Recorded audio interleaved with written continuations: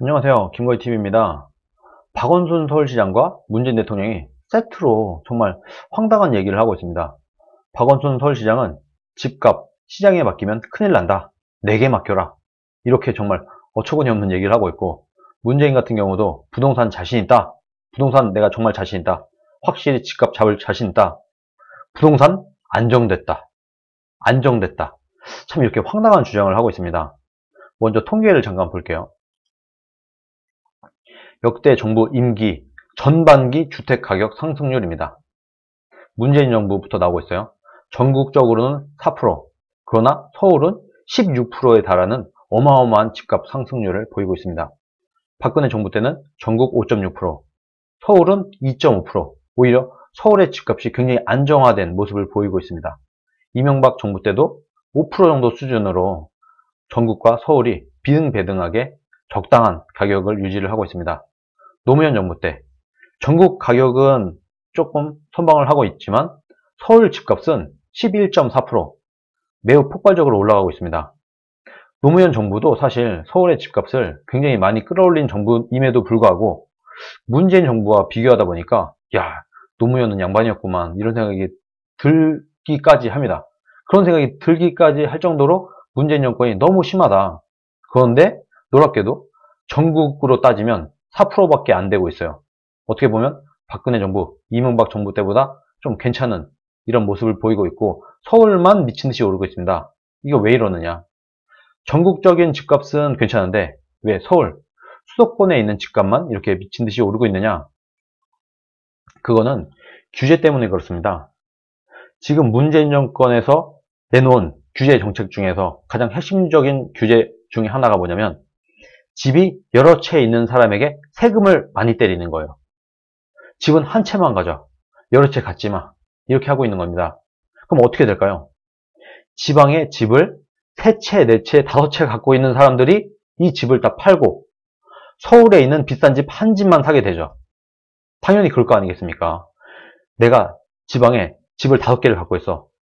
그런데 세금을 미친 듯이 많이 때려. 근데 집을 한 개만 갖고 있으면 괜찮네? 그러면 이 5개의 집을 다 팔아버리고 이 5채에 해당하는 가격에 달하는 집을 찾아보니까 서울 이 정도밖에 없는 겁니다. 그래서 서울의 비싼 동네, 뭐 강남, 목동 이런 데에 있는 아파트를 구매를 하는 거예요. 그러다 보니까 서울의 집값은 비교적 비싼 집값을 갖고 있는 서울의 집값은 폭발적으로 올라가고 지방에 있는 집값은 오히려 떨어지고 이런 현상이 아주 자연스러운 겁니다. 문재인 정권의 정책에 의해서 자연스럽게 이러한 일이 일어나고 있다. 무려 문재인 정권 2년 반 만에 그래서 그 결과 서울 집값이 44% 상승을 했다고 합니다. 10억짜리 집이 14억 4천만 원이 된 거예요. 어마어마하지 않습니까? 이렇게 정말 미친 듯이 서울 집값을 올렸음에도 불구하고 이분은 대체 누구한테 어떤 황당한 보고를 받는지 모르겠으되 부동산 안정됐다. 이렇게 정말 황당한 얘기를 했습니다. 그런데 왜 좌파 정부가 들어서면 좌파들이 집값을 잡겠다고 할 때만 왜 이렇게 집값이 오히려 역설적으로 미친 듯이 오르는가?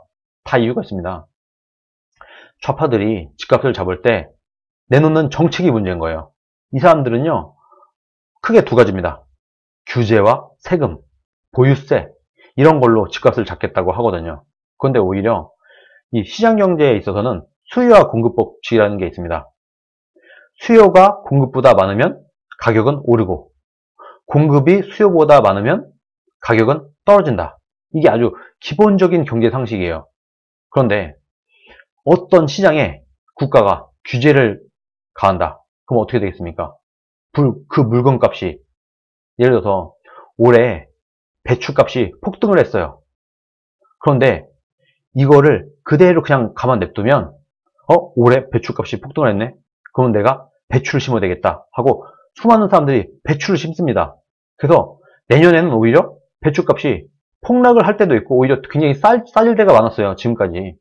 이게 바로 시장경제 프로세스라는 겁니다. 그런데 이것도 모든 물건에 해당하는 거예요. 배추뿐만 아니라 뭐 자동차든 전자제품이든 집이든 다 이 수요의 공급 법칙과 시장경제 프로세스는 똑같이 실행이 되는데 똑같이 이 프로세스는 작동이 되는데, 예를 들어서 부동산에 규제를 가한다. 야, 부동산으로 돈 벌 생각하지 마.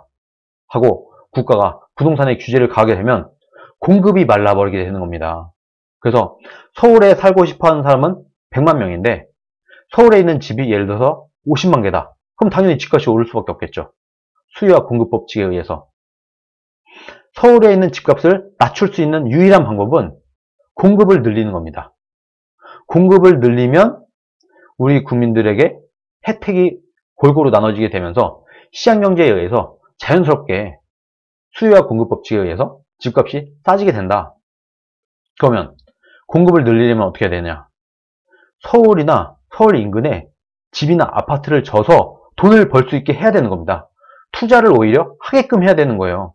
야, 아파트를 져서 돈을 좀 벌어봐. 오히려 고도 제한을 좀 풀어줘서 같은 면적에 좀 더 높게 건물을 지을 수 있게끔 풀어주고 지금처럼 규제를 하는 게 아니라, 그리고 오히려 건설업자들이나 많은 사람들이 서울의 집값이 비싸다는 이유는 그만큼 수요가 많다는 얘기지 않겠습니까? 그럼 오히려 공급을 늘릴 수 있는 방법은 오히려 규제를 풀어야 된다. 규제를 풀어서 아파트를 짓고 높은 건물을 짓고 서울이 아닌 약간 인서울, 서울과 인접한 어느 동네, 서울 외곽에 있는 지역에 재개발을 할 수 있도록 허가를 내주고, 그렇게 하면서 공급을 늘려야만 집값을 잡을 수 있는데 오히려 거꾸로 규제를 해요.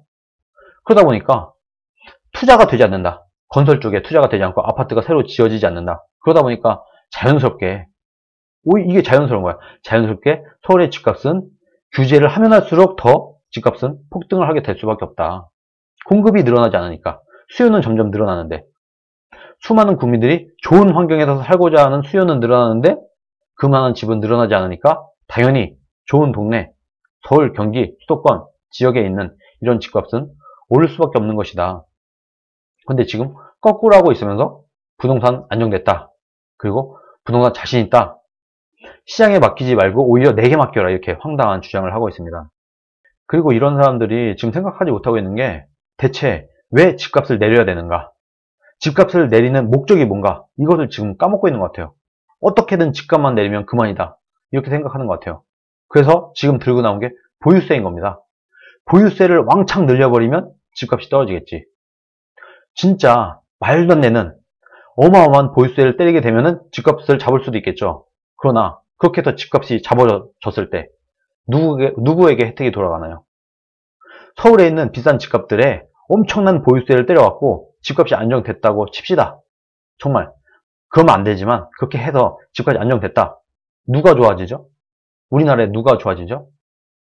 집값을 낮추는 이유는 결과적으로 뭐겠습니까?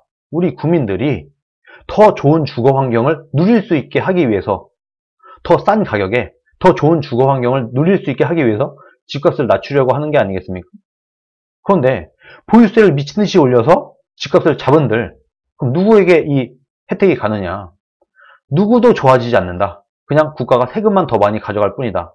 사유재산 침해만 더 많이 하게 될 뿐이지 아무도 좋아지는 사람이 없다. 왜 집값을 낮추려고 하는가? 그 목적이 뭐냐?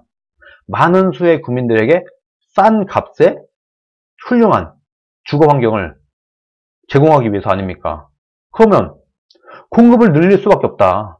좋은 집, 좋은 동네, 좋은 도시를 많이 만들어서 국민들에게 그렇게 좋은 주거 환경을 많이 제공을 하게 되면은 자연스럽게 집값이 떨어지고, 그리고 수많은 그 공급이 늘어난 만큼 좋은 집이 많이 생긴 만큼 많은 국민들이 좋은 주거 환경을 엔조이 할 수 있게 되는 게 아닌가. 그래서 지금 뭔가 너무 집값에 골몰한 나머지 왜 우리가 집값을 낮춰야 되는가, 왜 집값을 잡아야 되는가, 이것을 잊고 있는 것 같아요. 잊어버린 것 같아요. 집값을 잡는 게 문제가 아니라 결과적으로 우리 국민들이 더 좋은 환경에서 살 수 있게 돼야 되는 것, 이게 여기에 방점을 찍어서 우리가 생각을 해야 되는데 너무 오로지 집값만 생각하다 보니까 오히려 3000% 가고 있다. 집값을 잡고 싶으면 오히려 규제를 풀어야 됩니다. 첫째, 규제를 풀어서 공급을 늘릴 수 있게 해라. 집을 짓고 아파트를 져서 돈을 벌 수 있게 허용을 해라. 그래야 공급이 늘어나서 집값이 떨어진다. 그리고 둘째, 고도 제한을 풀어라. 고도 제한을 풀어서 더 높은 건물을 질 수 있게 하면은 자연스럽게 당연히 공급이 늘어나게 되겠죠. 그렇게 하면 집값이 떨어진다. 셋째가 사실 학군입니다. 지금 자식들을 좋은 학교에 보내기 위해서는 좋은 동네에 살아야 좋은 학교를 갈 수 있습니다. 이것을 없애야 된다. 내가 버스를 타고 가든 자전거를 타고 가든 어떻게든 좋은 학교를 좀 멀리 있다고 하더라도 갈 수 있게끔 그렇게 교육정책이 바뀌어야 학군에 의한 집값 상승을 막을 수가 있다. 정말 진심으로 집값을 잡고 싶다고 하면 제가 말한 이 세 가지를 하면 당연히 집값을 잡을 수 있습니다. 오히려 집값이 오르게 정책을 피면서 집값을 잡겠다고 하는 이런 황당한 행태는 이제는 그만할 때가 되지 않았나. 청와대에 그래도 문재인 정권에 그래도 시장경제를 조금이라도 이해하고 있는 사람이 한 사람이라도 있다고 한다면 이제는 좀 정신 차리고 제대로 된 집값을 올리는 정책 말고 진짜 집값을 잡을 수 있는 그런 정책으로 가기를 부탁드립니다. 그렇게 하지 않으면 국민들은 너무 무지한 정부라고 생각을 하거나 아니면 이 사람들이 알면서도 일부러 그런다. 각자 지금 문재인 정권에 있는 사람들 그리고 국회의원들 이런 사람들이 다들 서울에 살고 있고 서울에 집이 있으니까 자신들의 집값을 올리기 위해서 국민들에겐 거짓말하고 일부러 집값을 올린다. 대부분의 국민들이 이렇게 지금 생각을 하고 있거든요. 이렇게 알 수밖에 없다. 우리 국민들은. 그래서 진심으로 집값을 잡고자 한다면 집값을 진짜로 잡을 수 있는 방법은 이렇게 있으니까 그런 정책을 펴서 집값을 잡을 수 있도록 하기를 부탁을 드립니다. 오늘 방송은 여기까지 하도록 하겠습니다. 시청해주셔서 감사합니다.